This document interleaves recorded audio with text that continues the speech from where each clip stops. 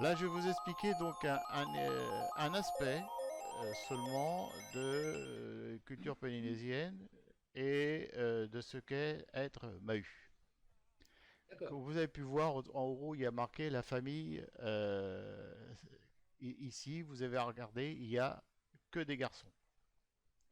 Or, il se passe que, bah, effectivement, les garçons ont un rôle particulier, n'est-ce pas? Ils vont à la chasse, ils vont à la pêche, font les travaux d'hommes, n'est-ce pas? Et à l'époque, Ouais. et surtout à l'époque ancienne, et la femme bah, faisait tous les travaux du foyer, du ménage, etc., classique comme dans toute société. Le problème, c'est que s'il y a une famille avec des garçons, c'est ce qui est le cas ici, Ouais. eh bien, évidemment, il y avait un problème parce que tous les garçons partaient évidemment soit à la pêche, soit à la Hmm. chasse, soit à faire autre chose, ou à la guerre, hein, puisque c'est des colonies. Et donc, il y avait un problème. Donc, le dernier enfant euh, était élevé comme une fille et habillé comme une fille, et il devait aider sa mère à toutes les tâches ménagères, à toutes les tâches du foyer, pour faire fonctionner bien la petite famille. C'est pour ça que vous voyez que ici, le dernier enfant a une petite fleur au-dessus de la tête. Et comme vous pouvez voir, ça n'a pas grand-chose à voir avec l'homosexualité telle qu'on peut se la définir en Europe. Alors, on va monter l'escalier, ou l'échelle si vous y arrivez.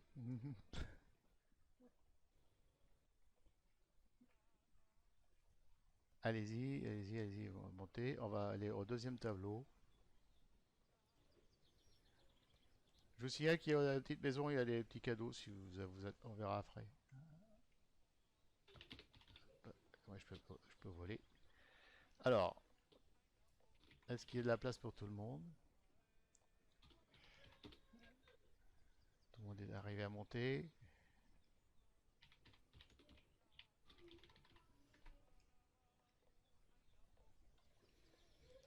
Je pense que tout le monde est arrivé.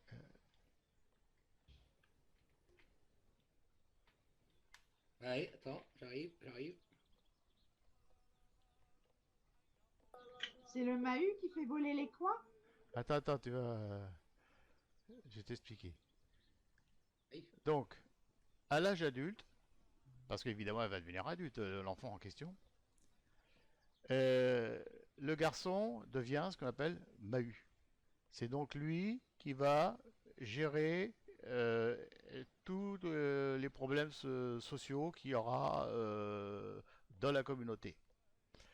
Et on va lui donner une lance, on va lui donner les attributs d'être Mahut. Il va pouvoir se grimer comme vous avez pu voir en bas, en bleu, enfin avec toutes les couleurs qu'il y a. Et il deviendra un personnage, une sorte de sage dans la tribu.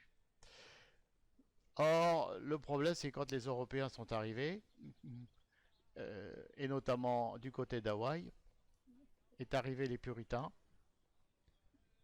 qui ont interdit cette pratique. C'est pour ça que je vous montre ces croix. Et ils ont Ouais. pourchassé tous les Mahus qu'ils ont trouvés.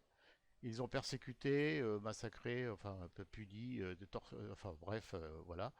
Et donc ça c'est surtout dans Hawaï où les puritains avaient pris possession des îles en question, où ils ont, pour des raisons religieuses, pourchassé tout ce qui était Mahu.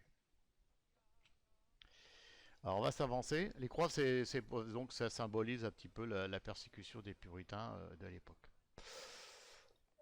Les Bahus vont continuer, vont toutefois tenter de s'échapper.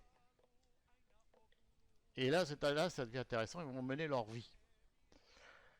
Parce que les Bahus, ils ont beau être élevés en filles, ils ont le droit de se marier, ils ont le droit d'avoir des enfants, ils ont le droit de succéder, d'avoir des successions de terres, d'avoir des terres et tout ça. C'est-à-dire qu'ils vivent comme dans n'importe quel couple normal, si on peut dire. Et valable aussi. Il ne faut pas confondre avec les autres qu'on appelle les rai et les homosexuels. Là, c'est d'authentiques homosexuels, mais ils n'ont pas le rôle de Mahu. Il y a une petite différence hein, quand même. Mais ils peuvent aussi avoir un rôle très important dans la tribu. Voilà. Donc ici, vous avez la famille d'Amahu s'est échappée des puritains et qui se protège et qui va vivre sa vie tranquillement euh, en dehors de toute persécution. Donc toute bonne famille, donc elle a des terres, hein, ils ont des terres et donc ils ont une façon aussi de s'habiller très Ah, je vais essayer. précieuse comme tout le monde, Ah comme non, je suis derrière, moi.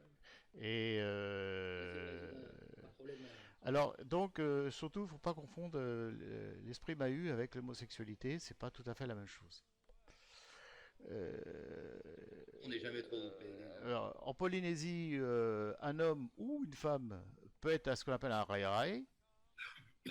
D'ailleurs, il y a une vidéo en bas, vous la verrez tout à l'heure. À la différence du mari, un rai homme se comporte et se considère comme une femme. Et il s'habille comme une femme. Et il se laisse pousser les cheveux. Et il utilise les toilettes des femmes. Il choisit un prénom féminin. Et se fait appeler à la troisième personne, c'est-à-dire elle. Et il peut éventuellement, malgré ce statut, adopter des enfants de la famille et participer aux activités traditionnelles des femmes, telles que le tressage, la fabrication de tabac et du cosmétique. Et elle contribue aussi aux tâches quotidiennes. Donc vous voyez, là, c'est plutôt un choix, hein, de vie, plutôt que l'enfant qui a été élevé comme une fille pour aider sa mère et qui donc restera Mahut. Il peut d'ailleurs très bien rester tel qu'il est à l'âge adulte, hein. Il peut rester en fille s'il veut, hein. Là-bas, il n'y a pas de problème. Euh,